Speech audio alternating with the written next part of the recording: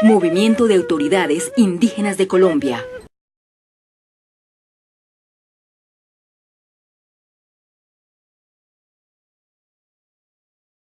Con el honorable representante de la Cámara por la Circunscripción Nacional Indígena, Germán Bernardo Carlosama. Señor representante, un gusto saludarlo. Bienvenido a RCN. Muy buenos días. Muy buenos días. Un saludo muy especial para todos ustedes como equipo de trabajo de este importante medio de comunicación y para todos nuestros hermanos indígenas afros del departamento de El Chocó. ¿Cómo están ustedes? Muy bien, representante, muchas gracias. Le agradecemos su deferencia con la voz del Chocó y queremos tratar 3 temas puntuales. El primero es la adición al proyecto de ley sobre el programa de Cero a Siempre. ¿Cómo fue ese trámite, representante, y cuál es el efecto que se va a obtener de haber incluido esa parte que usted gestionó dentro de este proyecto de ley?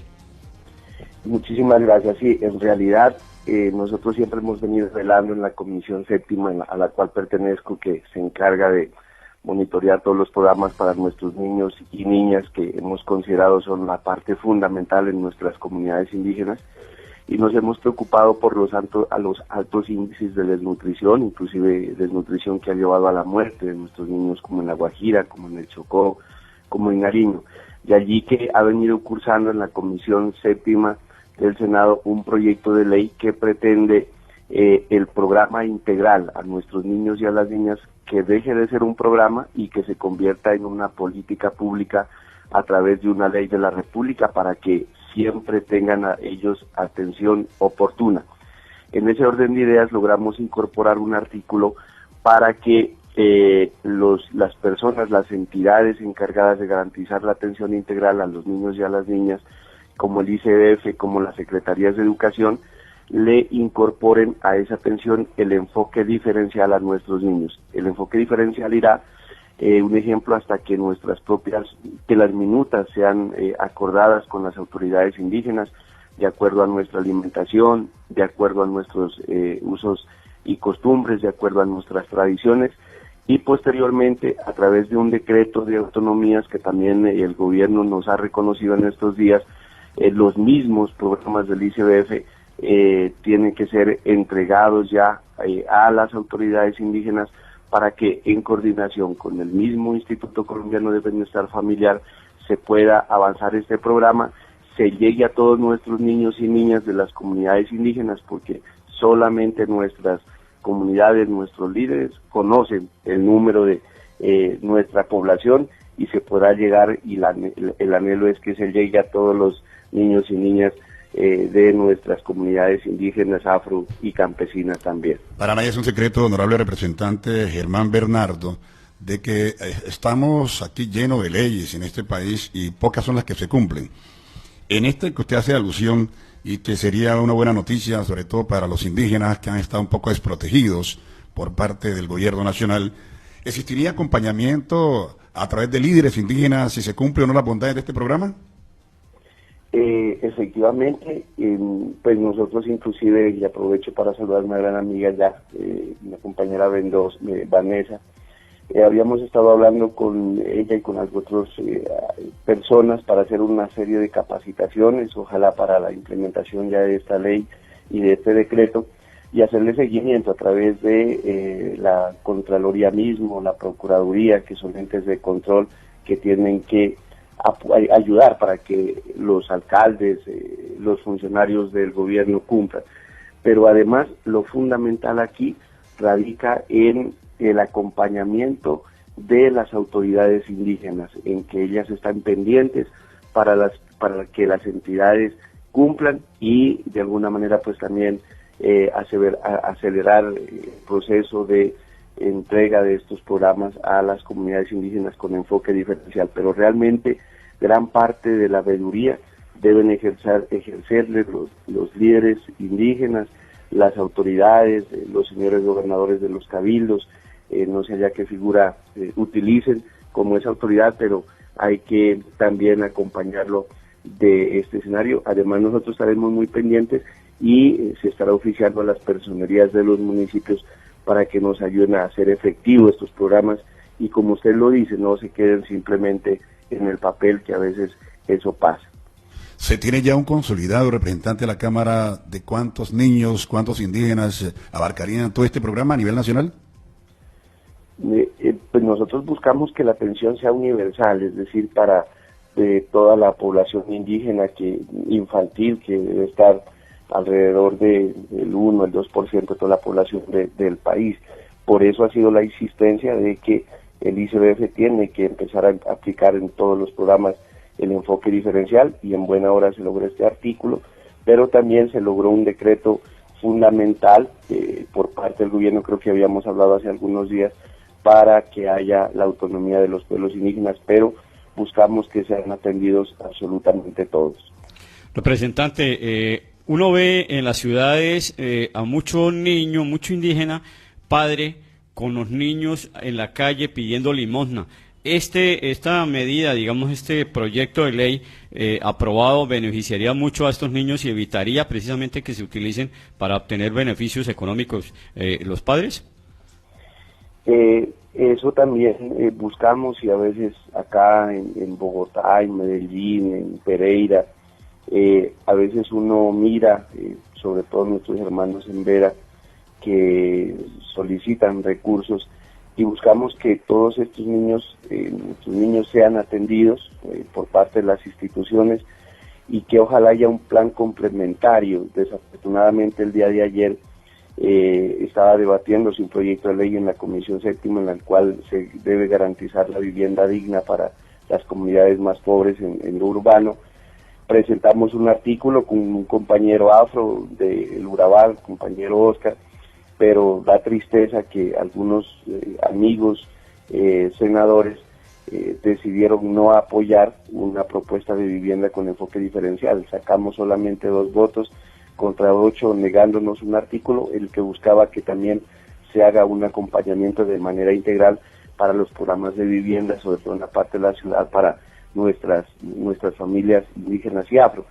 No se logró, pero digamos, buscamos es que haya una atención integral, y no solamente de dar el subsidio, sino que se le pueda garantizar a nuestras familias hacia los resguardos, a veces ese retorno de las que están en la parte urbana, que se puedan retornar, que a veces no tienen ni para el pasaje, a través de las personerías o del DPS, que hagan programas complementarios, y ojalá a esas familias que están en las ciudades también se les pueda contribuir con algunos proyectos productivos para que no puedan devolverse otra vez a las ciudades.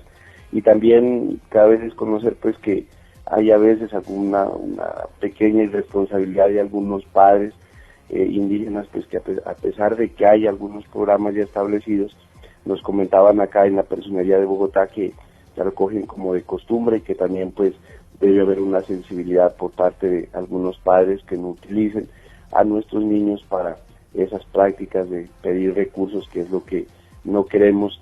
Entonces, resumo que debe hacerse una atención como integral hacia estas familias. A nuestros oyentes, estamos hablando con el representante de la Cámara por la circunscripción indígena, Germán Bernardo Carlosama.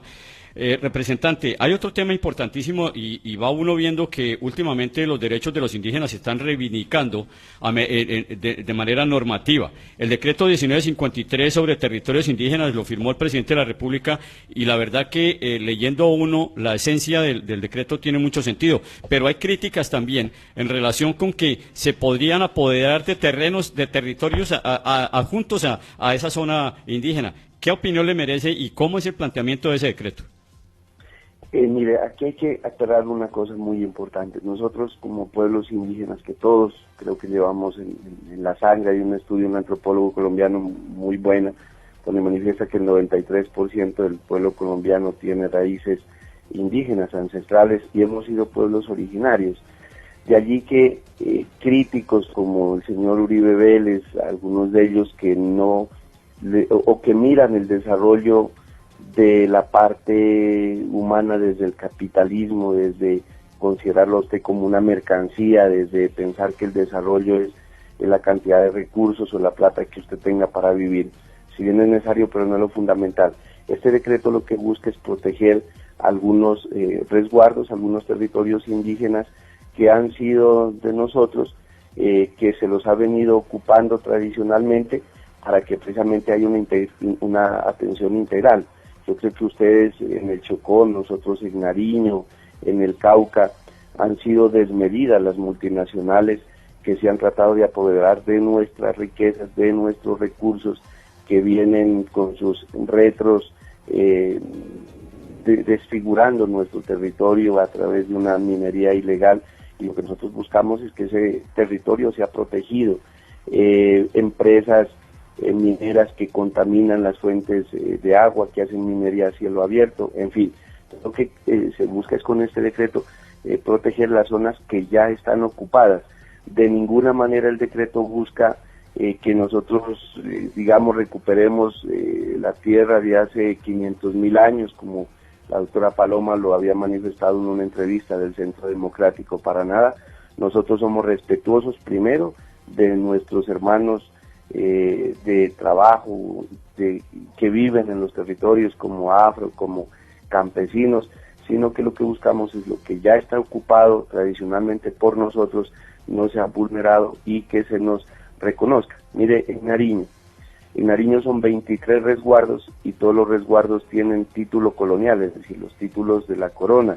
En virtud de eso existimos como resguardos, y lo que manifestamos es de que ese territorio, al menos donde nosotros estamos ocupados, se nos respete, y nosotros también respetar ya la ocupación que hay de campesinos, de afros y de población en general, porque no podríamos hoy pretender que sacar a ninguno de nuestro territorio, sino que se respete lo que hay, y no de la misma gente, sino, insisto, de los abusos que sobre todo multinacionales vienen haciendo.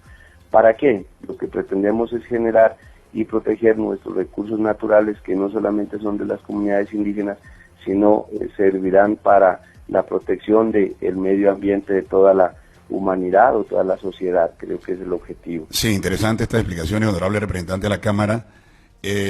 No solo el problema de las multinacionales que argumenta usted, señor representante, pero para nadie es un secreto que se han dado también roces y enfrentamientos entre afros. ¿Cómo obviar ya eso a futuro? No, yo creo, en Nariño tenemos unas experiencias cuando se ha tratado de defender un territorio indígena con un afro o con un sector campesino. Pues al menos hablo por mi experiencia en Nariño, se ha logrado concertar, se ha logrado la convivencia, se ha logrado dialogar, y que esperamos que en todos los escenarios del país, entre nosotros como población vulnerable, se logren procesos de concertación importantes, porque hay que reconocer que nuestros hermanos afro también han venido luchando por sus territorios colectivos, que a veces el gobierno no le ha reconocido, pero lo importante, cuando hay algunas diferencias que seguramente van a ser mínimas, debe existir los procesos de concertación. Esto amerita una socialización muy a fondo, honorable representante, debida cuenta que ustedes manejan unos recursos, y resulta que esos recursos quedan en las esferas altas de las comunidades indígenas, tomando trago cada fin de mes, mientras que indígenas, niños, niñas, mendigando en las calles de Quibdó, por ejemplo. Sí, cabe resaltar, como le digo, en todas las esferas hay problemas. No podemos generalizar esa conducta. Si usted revisa más de 520 resguardos indígenas, la mayoría cumplen sus gobernadores la tarea bien, enfocando los programas sociales, pero hay algunos lunares que nosotros reconocemos, y ojalá hacia ellos la invitación de que dejen esas prácticas. Y un llamado a la comunidad. Generalmente esos líderes, esa dirigencia, es elegida por las mismas comuneros, por los mismos indígenas, de allí que cuando vayan a elegir, elijan de manera correcta su dirigencia, y de antemano invitarlos en que puedan hacer sus propios reglamentos internos o sus propios planes de vida. En aquellos planes de vida se fija la calidad del representante que debe hacer y las sanciones para aquellos que están incumpliendo. De allí que hay ejemplos como en el Cauca, como en Nariño, que cuando un líder viene fallando, la comunidad se reúne y que es la autoridad máxima. En las comunidades indígenas no es el gobernador, o no es el senador, o no es el representante indígena la máxima autoridad. La máxima autoridad está reglamentada, que es la comunidad. y si en una comunidad un líder está fallando, se puede reunir y precisamente cambiarlo o sacarlo y aplicarle la justicia propia o los usos y costumbres para que no se siga permitiendo este problema. Carlos Sama, hay un tema importantísimo y es el tema relacionado con la paz y la violencia.